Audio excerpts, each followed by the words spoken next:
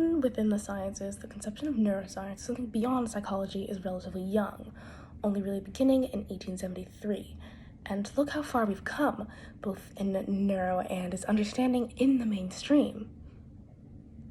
This is proven. The hippocampus in a woman's brain is twice as big as in a man's brain. Now, women's brains are very, very different from men's brains.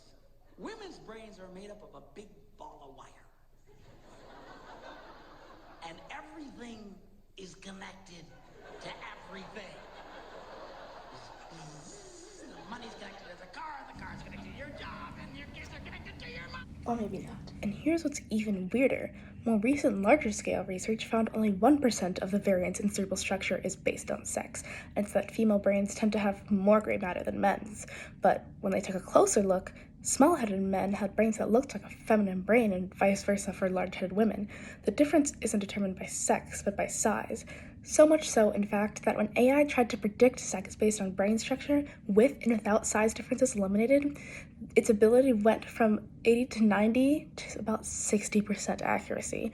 When you think about the fact that 50% is just guessing, that's pretty bad. So maybe I didn't just get this from nowhere, but those videos weren't necessarily lying. So what's really going on here?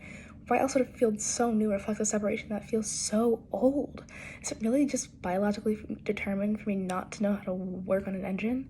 By now, you're probably wondering whether gender can affect our brains at all, and the answer is complicated.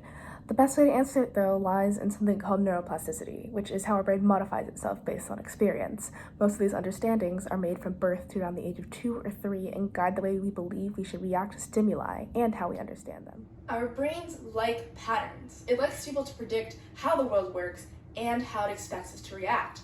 On the cellular level, we see that the way our brains do this is by making the predicted pathways stronger.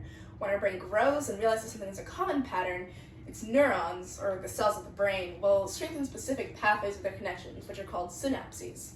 When we're babies, these synaptic connections are just forming, and as we get older, their ability to change begins to leave us. Around 13, these connections are halved, and by adulthood, they basically remain static. Not only that, but in order to make sure our thoughts are more efficient, the synapses surrounding the strengthened one will become weaker, so it's easier for us to activate our prediction. Once you know this, you also understand why those claims from earlier can easily be made by studying brain activity. When we raise 2-year-old girls to play with toy vacuums and boys to play with toy monster trucks, of course, those synaptic connections are cemented as adults. The boundary of nature and nurture that we've been arguing over for centuries really just doesn't exist.